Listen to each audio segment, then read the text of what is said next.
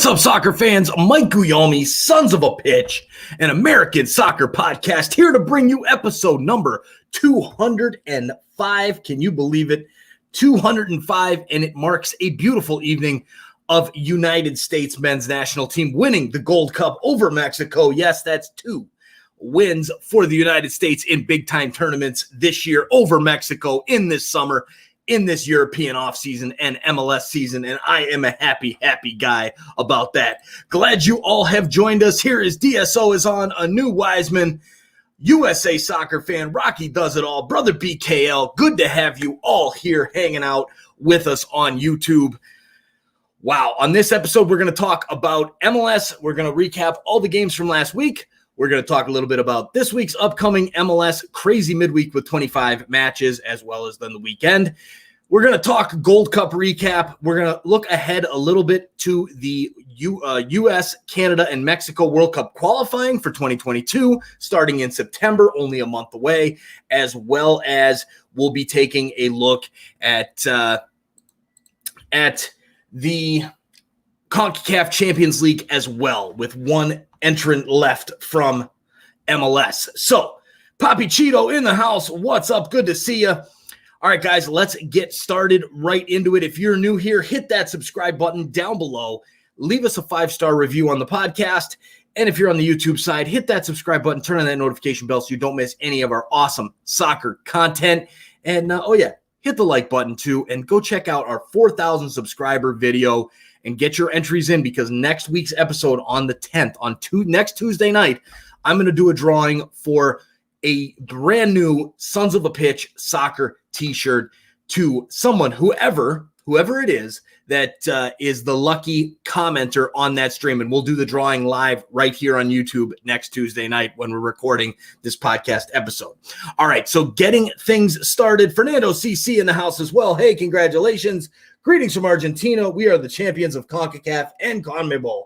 Yes, Fernando, thanks for jumping on all the way from Argentina. A big win for the United States. We'll be talking about that later on in the episode as well. We'll show some of the guys who were at the game. Ramon and sheeptards were at the game and hanging out with with lots of Mexico fans. Too many Mexico fans in the building for me. So with that, LAFC, Minnesota, the first game up, going all the way back to Wednesday, July 28th. This one, you heard me talking about it on my picks and predictions for last week. I was really thinking Minnesota was going to pull this one off. LAFC is just starting to turn the corner now, and Minnesota, I figured, man, maybe they were at like plus 500 odds. I thought for 1 second maybe they would make a run at it. They did. It was close. It was a 2-2 final. Minnesota tying it up in the 90 plus 5 right at the death there. Hassani Dotson getting a goal to tie it up. But 2-2, good game between two of the top teams in the Western Conference. You see it there. Minnesota has turned the page. They are not that team that started out the season as bad as they did. So LAFC still not quite the LAFC of past. I don't know if we're going to see that again. Carlos Vela gets on the score sheet for the goal in the 40th minute, and then Blackman in the 77th minute for LAFC. These were the lineups that they had in place. A good, strong lineup for LAFC, probably as strong as you're going to see, and a full lineup as well for Minnesota. So no real Gold Cup, teammates missing in this one. So this was a strong MLS matchup and a draw it ended up being. Next game up, New York City against Columbus, a 4-1 victory for New York City. The Citizens are flying, guys. This is a team who is playing extremely good football right now. Tati Castellanos with a goal. The new signing, Thiago, got one in the 35th minute. Keaton Parks in the 51st, and Rodriguez in the 71st minute. Columbus gets one right at the death, at the end of stoppage time.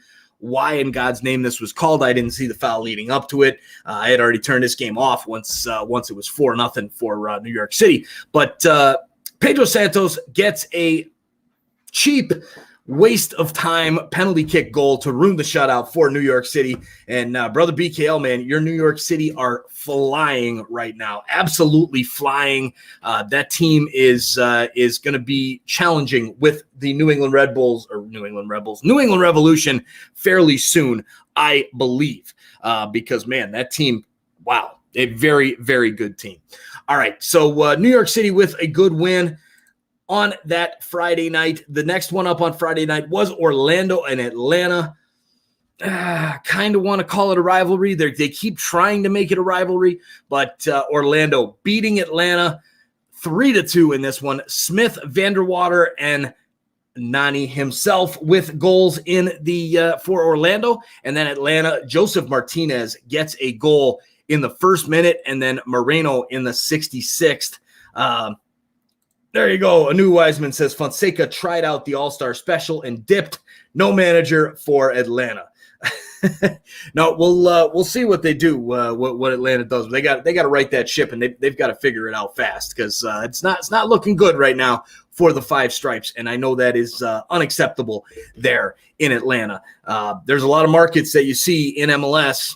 I'll go through, say Atlanta, Toronto, Seattle. And then there's plenty more, but they don't accept failure. LAFC, LA Galaxy, they don't accept failure. Well, maybe the Galaxy do a little bit after how bad that team's been over the past few years. But Atlanta, not going to stand for it very long. And Joseph Martinez, good to see him back on the score sheet. Thank God. They need that man to start scoring goals. And I was reading a piece that, said, look, Joseph Martinez, the reason why he's fallen so far back down is because he doesn't have the caliber of guys sending him the ball. Once they lost Julian Gressel, that was really it from the guys that really that really were serving the ball into Atlanta striker well. Barco never really fit into that spot. And they just haven't had it in Atlanta there. Isaiah Paskins in the house. What's up, Isaiah? Did I miss anything? Not much. Just a few games into the MLS recap. USA Soccer Fan says, what's up? I love the profile picture there. USA Soccer Fan, a great profile picture. So Orlando gets the win at home over Atlanta. LA and Portland. This is a game we were live for on YouTube, live stream reaction. Galaxy 4, Portland Timbers 1. Revolson with a goal of the year candidate in the 27th minute with the bicycle kick. Very, very nice goal to open things up for the LA Galaxy. Then you got Victor Vasquez in the 34th minute, Sasha Kljestan at the penalty spot, and Grandsir in the 56th minute.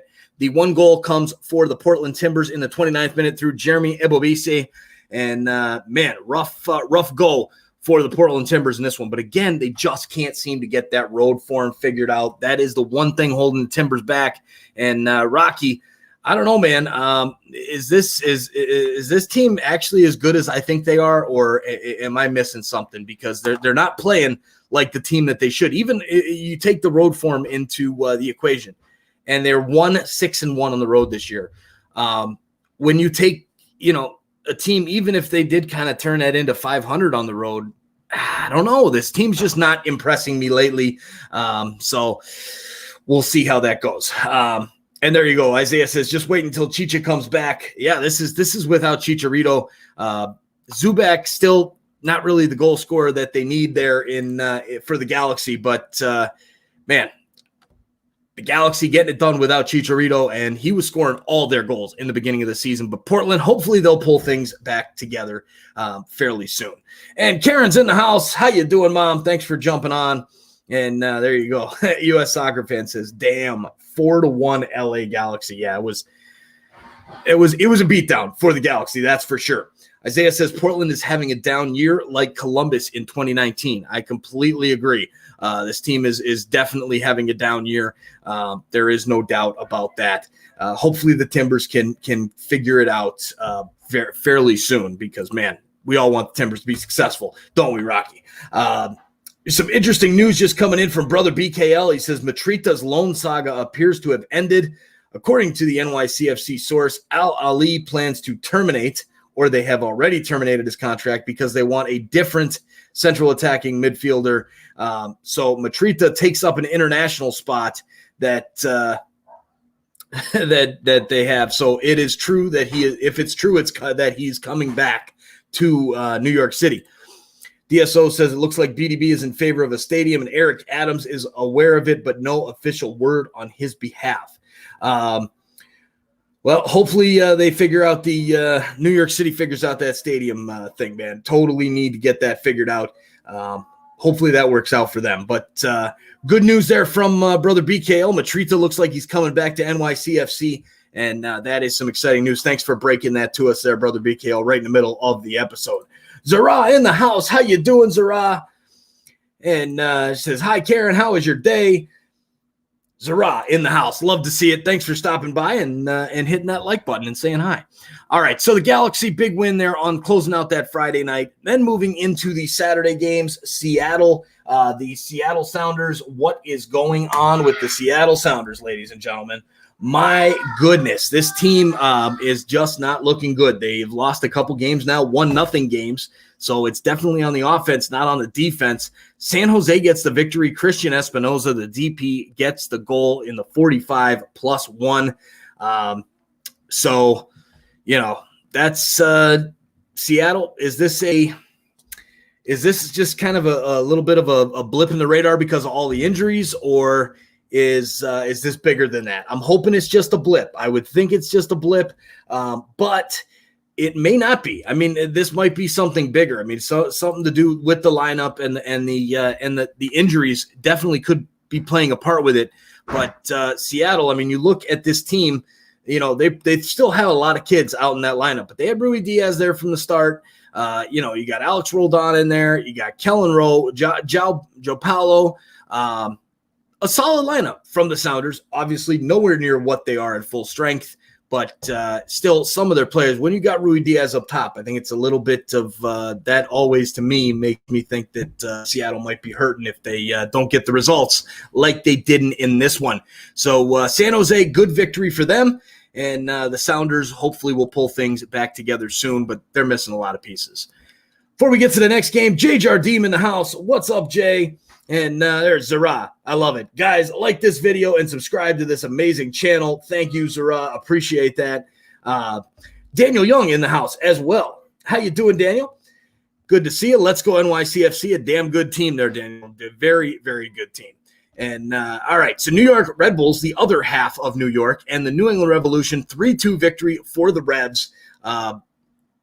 What else do you expect? I mean, the New York Red Bulls starting to play a little bit better with Fabio and Klamala at the top, but New England, too much. They get the job done on the road. Gustavo Bo with a goal, Brandon By, and Adam Buxa gets the winning goal in stoppage time, 90+1. So good result there for the New England Revolution at the top of the table in the East. Not even close, guys. I mean, it's not even close with this team for the standings, as you show here. 36 points. Yes, they have the game in hand, but 36 points. Orlando just behind him at 28. And again, these are through the results all the way through the weekend, even though we're just talking about the first few games of the week. So 8-point lead for New England. Nashville there at 27, and then New York City right behind Orlando and Nashville. So New York has a chance to get up there a little bit closer, but a big lead from the Revs, that's for sure. All right, so they get the win, a good win for New England on the road, and we move to Cincinnati versus DC. Isaiah chiming in there with Seattle says Seattle is overrated offensively, even with Roldan and the crew back. Yeah, all right. I think it all comes down to Rui Diaz for me. That man, he's good, and he scores a lot of damn good goals. And I think that is once he gets a little bit more service back, when that crew gets back, maybe it'll start getting better. But yeah, I can see where you get the overrated offensively, even with those guys. There you go, Jay and Karen talking about the Canada and the U.S. women's match this morning. So we'll talk about that a little bit if we get some time. We will be talking about live stream reactions here on YouTube. I will be doing a live stream reaction for that gold medal game. We're going to have the Canada-Sweden game. It's actually at night, guys. It's amazing. It's a 9 p.m. game. So I will be doing that game live for the gold medal match, Canada and Sweden. Now, the other games that we'll be doing live this week, starting out with Wednesday night, Orlando City against Inter Miami. A good matchup of the Florida teams. We'll be doing that one live on Wednesday. And then on the weekend, Toronto FC against New York City. I'm not doing the TFC game because I'm a homer, guys. I'm doing it because I think this is going to be a damn good matchup at BMO Field with New York City and the role that they're on. Toronto's unbeaten in 5. Going to be the game of the week, I think, this weekend. So some of the other comments coming through here. Jay, Karen was so pumped up. No one deserves a gold medal more than Sinclair. Agreed. I hope it happens for Christine St. Clair. She deserves it. Jay is going to the New York City and Toronto game. All right, Jay, sounds good, man. Excited to see some pics. You got to send me some pictures, man, on Twitter. Can't wait to watch to see that. All right. So, anyways, back to the business. Adam Lowe in the house. What's up, Adam? Nani. Yes, you'll get a chance to see Nani with the live stream reaction there on Wednesday night. All right. Then we got Cincinnati and DC United. DC, 2 red cards. Nyman and Mora with the red cards for DC United. And didn't really matter because it's a 0-0 game. What's up, Tom? Can I have your iPad? No, I'm using it. All right, so DC, even though down 2 men was all they were down 1 man in the 52nd minute to Neiman, and then in stoppage time picked up another red. So really was just down a man, 0-0 draw. There was a tweet out. I saw a tweet that I guess got pulled back because of a VAR call, but DC did take an early lead over Cincinnati, but Cincinnati was able to hold on to the 0-0 draw. Now, speaking of Cincinnati, guys, I just purchased my tickets in the Bailey for that game, a TFC game, actually, going to see Cincinnati and TFC from TQL Stadium. Going to have to do a video, maybe a live stream, a short live stream video from there, from the phone. And, going to be fun. September 11th, I will be at that Cincinnati versus Toronto FC matchup in September. All right. Moving right along, Miami and Montreal. Inter Miami gets back in the win column. Here's a team who is struggling very, very bad. And Gonzalo Higuain picks up the W for Inter Miami over Montreal. Torres with a goal in the 20th minute. Montreal, you don't know what you're going to get out of that team. They have improved over last season, but still very inconsistent. All right, DSO might be going to the NYCFC New England game later this month. That might be a battle for the top of the Eastern Conference later this month. Very cool, DSO. Very nice. All right, now, next up, we've got Houston and RSL 0-0 draw. Glad with a red card in the 87th minute. Nothing to see here, folks. This game, 0-0, to be expected there with Salt Lake. That team struggles offensively for sure. Dallas and Sporting Kansas City. Dallas getting the victory 2-1. Pomical, Ferreira, the goal scorers for Dallas. Kansas City, they get one through the Scot, Johnny Russell. Man, Johnny Russell. Love Johnny Russell, man. That guy, the personality is great for the game of soccer here in the United States. Absolutely love it. Dallas, again, with the inconsistencies. On the road, usually SKC is a very, very tough team to beat.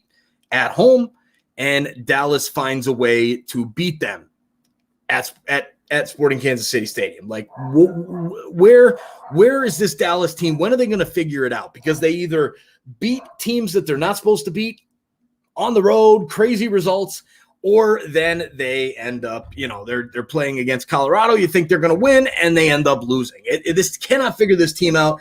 As you guys probably saw in my picks and predictions video last week, I had said anytime Dallas is on, I bet every single game. But if you're betting and you're not betting every single game, take Dallas off because, my God, you never know what you're going to get with Dallas. Now, speaking of those picks and predictions, I'll be recording that episode tomorrow morning, hopefully getting that out tomorrow afternoon or early evening for the midweek coming up. Guys, this midweek, we've got a full slate of games on Wednesday night. So August 4th through August 8th, there's a total of 25 games. So picks and predictions, not going to have all the fancy graphics on YouTube for that one. Literally just going to walk you through my picks, and I'll put a spreadsheet of my picks up at the end for the bettors, making it easy that way.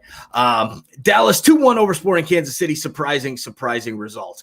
Austin and Colorado. Shinya Shiki, the goal scorer, and Austin's struggles continue. Here's an Austin team that, man, they looked really good in the beginning of the season with that road trip, and you figure when they got home, things were going to start changing, and that was not the case. They're losing a lot of games at home that really they shouldn't be losing, like this one. 57% possession from Austin, 43% to Colorado.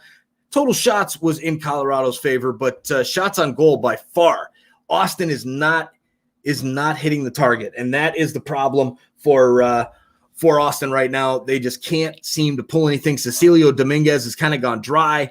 Fagundes, his little wonder 2 or 3 game run there is done and dusted now. God, remember that when everybody was like, look at the resurgence of Diego Fagundes. Yeah, not so much anymore, right? But strong lineups from both sides. You've got Dominguez, Fagundes, Pochettino. Haven't seen enough out of him for Austin. Redis, same thing. Ring. I love Alexander Ring. I think he's a very, very strong player, but has not really translated to that for Austin FC. All right, there you go, Isaiah. I like that one. Dallas like that girl that always switches up. I like that one. That's good. We kicked them trees. The broccoli was chopped. There you go. There's all the nicknames for Austin FC. My God, Austin. That one's always always a good joke about that logo. Vancouver and Minnesota. Minnesota plays to their second 2-2 draw for the successive game in this week. So they just were tied with LAFC, and then they tie with the Vancouver Whitecaps. So DSO says that's what happened when you leave New York. Now Ring's playing for a crap team. Yes, DSO. There you go. If he was still with New York, it'd be a different story. So Minnesota goals from Ethan Finlay and Robin Lode. 2 goals from Christian Dahome, who seems to be scoring every single week now for the Whitecaps. He gets a penalty kick to tie things up in 90+4. So Minnesota kind of gets a taste of their own medicine on that one, because you look at Minnesota, they get that game tying goal in stoppage time against LAFC, and then not even a few days later, they get the exact same result happen to them as Vancouver gets the penalty kick in 90+4 that Dahome ends up getting into the back of the net. GK Mason's in the house. What's up, brother? And Allison as well. Good stuff. Adam says Dahome and Caicedo are really good. Cavallini being back will help. It will. Cavallini is not as good as he's hyped up to be, but it will definitely be. He'll be all right. He'll help that for sure. As well, I think I saw Kathy is here as well. Kathy, how you doing? And moving through to the last 2 games on Sunday, Philadelphia and Chicago. This one a 1-1 draw. The Fire get a red card in the 34th minute, and Philly ends up with a kind of a poor result in this one. Not the best result for Philly against a struggling Chicago Fire team. 1-1 draw. Then the game that was basically going on during the Gold Cup final. Stupid play there by MLS. I mean, this should not have been played at the same time as the Gold Cup final. Toronto gets an early goal through Omar Gonzalez, and then Castellanos in the 41st ties it up. And that's how it finishes. There was some talk about a possible penalty to Richie Larea at the end of the game. He was in the box. He got taken out. I had the game on my screen over here, and I watched a little bit like here and there, and I saw the foul. So I'm like, okay, that makes sense. And then, I kind of got back into the USA game that I was doing live. So I don't know. I had to, I couldn't really see it. Jay says 100% a penalty. All right, I'll take your word for it there, Jay. I'll take your word for it. Toronto, they've got to start picking up the full 3 points to get back into the playoff picture. No doubt about it. DSO says, get ready for another Castellanos to score on y'all. Yeah, Nashville's Castellanos. And then you got New York City's Castellanos. So there you go. All right, guys, on this side, on the podcast side, we're going to take a quick sponsor break. And then John Donovan will run through with his fire update on the podcast side, and then we will continue with Gold Cup recaps. We'll talk about World Cup qualifying and a little bit of other action as well. So, quick sponsor break here, and we'll be right back.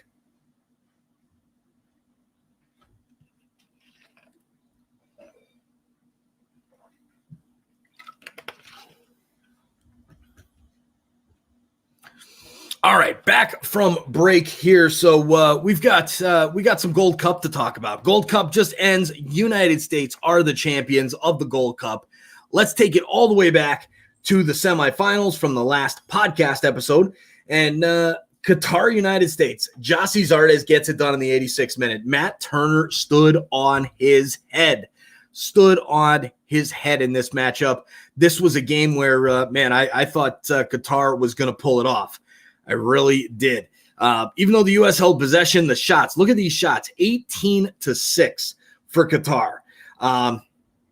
Total shots on goal, 4-2 United States. Qatar couldn't hit the broadside of a barn here, but Qatar really outplayed the United States in this game. Zardes, the savior in the 86th minute, and that puts the United States into the final against the winner of the Mexico-Canada matchup, and DSO. I like that comment there. I'm not going to repeat it for the fact of those things that can happen to the podcast. But hey, frick, DSO, and they're all bleep fans. Yeah, Canada should have won this game. This was a game that Canada should have won, or at least at very minimum taken this into extra time. Canada was dominating Mexico in the second half after Tajon Buchanan got that goal back for Canada. And look, there's controversy all over this game. Controversy all over it. For me, the one that stood out the most is the fact that goal should have never happened in the 90th +9 minute. We never should have gotten to that point. Never should have even gotten there. You're going to stop the game for a chant because of the Mexico fans. Then you're going to add that time on and allow Mexico to get that goal at the end of stoppage time like that. It just, that's where there's a lot of controversy about it. I don't really see the controversy. I see why it happened and whatever. But the fact that Mexico was given the opportunity to try and score that late on because of that one hurt. So Canada out of the Gold Cup. How you doing, Fuki? Good. You feeling better? Are you feeling better? Hurry up. I'm on a podcast and Then talk. Why are you hanging on me? Okay. So, all right. That's enough. Get upstairs. And there you go. Jay says money. That's why it happened. I get it. But it hurts. So Mexico wins, sets up a Gold Cup final against the United States, which we were here live for last night. What a match this was. This was an unbelievable match. This is the match that CONCACAF wanted to happen, and it sure did happen. United States, Miles Robinson had a great tournament. Everybody's talking about Matt Turner. Nobody was talking about Miles Robinson that much until that goal to win it. 117th minute, Miles Robinson, that header. Unbelievable that the United States with this C squad was able to beat Mexico, who brought their B+ squad. I'm not going to say everybody's, on the U.S. side is trying to say it's Mexico's A team. It was not Mexico's A team. it was close. It was close, but it was more of a B plus type squad. And, I want to take the credit of beating the A team, but I can't. I can't do it. It is a B plus squad. So United States over that with their C squad over the B squad for Mexico, B plus, a huge win. Everybody seemed to think this game was going to go to penalties. I had a feeling the U.S. was going to get a goal there at the end, and they did. It was awesome. Yes, Rocky, amazing game, though. It was a really, really amazing game from start to finish. It was boring because there was no goals, but it was still fun. It had its moments. It got jacked up. And there you go. Brother BKL says, I will never stop until Fat Lady Singer in Opera. Better watch out. T-Grace UNL, UANL, we're coming for you. This is what happened since last year CONCACAF Champions League. All right, Brother BKL. Sounds good, man. Sounds good. And there you go. Rocky says, my man, America Williamson. Dude, Eric Williamson. Wow. He got a chance to shine, and he did. He really did. He played well, and very, very excited for Eric Williamson for sure. I was excited when Berhalter was talking about him in the press conference. Before the tournament even started, I was listening to the press conference, and he's like, yeah, it's going to be a big tournament for Eric Williamson. He's going to get time. And, man, he got time in the final when it counted most, and that's good stuff. There are new weapons. I would have won a lot of money if I could have called that winner. Amen. You and me both, man. You at least might have had an inkling to put that bet down, being an Atlanta United fan, and him being your boy. But and there you go. I have the tweet that predicted it. So there you go, man. And you should have put money on it. You would have been a rich man today. So United States with the victory, I think we got to talk about it for a minute about just the result as a whole. You see this United States team before the Nations League final. I had said I had a feeling. I put a tweet out and said, hey, I've got a feeling United States wins this game, and this is the turning point. Like, that Nations League final was the turning point that U.S. soccer is going to dominate Mexico for the next 10 years. And then they went out and won the Nations League. I'm like, all right, there you go. And then the Gold Cup came, and I'm like, man, this is a huge test. It really is. United States brings a C squad and wins this tournament, picking up 2 trophies over Mexico in one summer. Now, part of me hesitates a little bit because it is 2 games. It's just 2 games. But to me, it's a signaling of the tide turning in CONCACAF. I think there's going to be a clear number 1, and that is going to be the United States. And then Mexico will be that clear number 2 until Canada, who's starting to creep up on Mexico for that next spot at the top echelon of CONCACAF. So 1-0, U.S. gets it done. Great victory for the United States. And we had 2 of our listeners at the game. Sheeptards and Ramon Pablano were at the game, and they sent me some photos, so I wanted to put them up here for you guys to see during the episode. So unfortunately, Ramon and Sheeptards have their Mexico gear there, but they are repping Sons of a Pitch Soccer Podcast. That's amazing to have 2 SOP shirts at the CONCACAF Gold Cup final. Is just amazing. Absolutely amazing. So Ramon and Sheeptards, thank you, gentlemen, for repping Sons of a Pitch Soccer on location at the Gold Cup final at Allegiant Stadium in Las Vegas. And hope you guys had fun. And you know what? I see the Mexico scarf there, Ramon, and I see the Mexico flag there, Sheeptards. We'll let it go when you guys are ready to come over to the United States and Canada, being the best 2 teams in CONCACAF. We'll welcome you with open arms. Just totally kidding there, guys. Love seeing the pride there for the country, and that's awesome that you guys were able to get to that game and hang out there. So thanks again, guys, for those for wearing that stuff. I appreciate it, and repping Sons of a Pitch Soccer, and you guys can too if you go into a game. Rep SOP Soccer with some awesome merch, and that I still can't get over the fact that these two guys had Sons of a Pitch shirts on at the Gold Cup final. I'm still kind of like weirded out by it. It's crazy how much we have grown.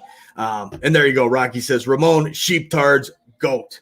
Yes, 100%. Those guys love it. Thank you guys. And we'll see you guys, I'm sure, on the next live streams coming up.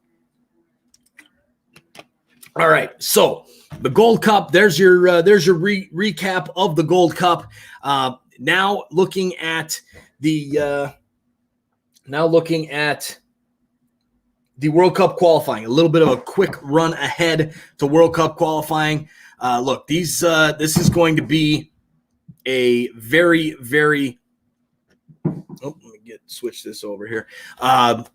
It's going to be a very, very fun tournament over the next 9 months or so, September through March of next year. There's going to be a lot of soccer played. It's going to be, you're going to have Mexico and the United States. You're going to have United States and Canada. You're going to have Mexico and Canada. I mean, this is going to be awesome. Costa Rica, Jamaica, these are the teams that are supposed to be here. This is a legit top 8 teams in this octo for World Cup qualifying. It's going to be absolutely awesome to see. I cannot wait. My goal is to do every single Mexico, United States, and Canada game in World Cup qualifying. Got the package. I'll have it on TV. I'm just hoping I'm hoping that they don't play at the same time. If you got Mexico and Honduras playing at the same time as USA, Canada, then what are we going to do? So hoping to do every single game. I think I really truly believe that Canada has surpassed Costa Rica. They are better than Jamaica. I truly think that Canada is that number 3 team in World Cup qualifying. It's going to be interesting to see what these lineups look like in World Cup qualifying for Canada. If a lot of their biggest players, Jonathan David and Alphonso Davies, are released by their clubs, 2 really good clubs in Lille and as well Bayern Munich. It's going to be interesting to see how that all works and how well that goes for all of these CONCACAF teams. United States, Mexico, same deal. I mean, the U.S. needs to have their A squad in that tournament. I mean, but will the European clubs give it up, especially with the COVID stuff going on and all that, and that's starting to pick back up again? And, what does it look like for World Cup qualifying? That it's going to be fun, but I think you've got a clear number 1 in the U.S. I think Mexico's still number 2, Canada number 3, and Eric J says, yep, if everyone has their A team, then yes, they are number 3. So I'm going to do I'll probably do a video, like a preview of World Cup qualifying for CONCACAF once we get closer in the end of August. But I'm thinking we'll be doing a lot of action there. So USA, Mexico, Canada right now is that pick, and we'll see if that changes throughout. So there you go. Carlos Vega in the house. CONCACAF is growing as a world contender with multiple teams: Mexico, Canada, USA, Jamaica, Honduras, El Salvador. Yes. Even El Salvador has gotten better. They had a very impressive Gold Cup. So they're not going to be a pushover for any of these clubs come World Cup qualifying. And Jamaica, yeah, good team. Lots of good talent.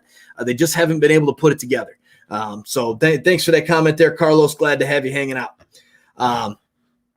So there, Jay, if everyone has their A team, then yes, there are 3. Yeah, I think Canada is there for number 3. All right, so World Cup qualifying, there you go. Now for the last thing on the docket for tonight, well, maybe second last, the CONCACAF Champions League. This is another one that I'll be going live for coming up on, I believe it is the Wednesday, the 11th, Monterrey and Cruz Azul. I will be doing that game live. Here, let me zoom in on this so we can see it a little bit better. But yeah, Monterrey, Cruz Azul. I'll be doing that game live. Club America and Philadelphia then on Thursday, August 12th. Philly, the last hope for MLS. Can they pull it off? Can they win this? No, they can't. Not even close. Part of me wants to say yes, maybe they can, maybe, Hey, there you go. Jan Step in the house. He says, sons of a pitch, number 1, USA number 2, number 3, Mexico number 4, Canada. I love it. That's an awesome comment there, Jan Stepp. Thanks for stopping by and hanging out with us. I love it. And there's Jay. I forgot about the CCL final. Well, not final, but you know what I mean. I do. It got put on the back burner. It really did. With this summer of international soccer, I totally forgot about it. And it's going to be good. I mean, these are going to be some good games. Monterrey, Cruz Azul. Liga MX just starting back up. So, we'll see how they look in the Apertura here. But that's another thing. I'm probably going to try and start doing some more lives for Liga MX as well, even during the season. But Club America and Philly, even if they were to get lucky to get past Club America, which I don't think they would, I think there's no way they get past Cruz Azul, who I think probably beats Monterrey based off last season's form. But again, I don't know exactly where they are now since they had the offseason and just starting up the Apertura. But I think that if I had to guess, I'm going to go Cruz Azul, Club America, the Battle of Azteca there in the final. And I'm going to go with my main pick that I had even before the Champions League started with Club America to win the Champions League.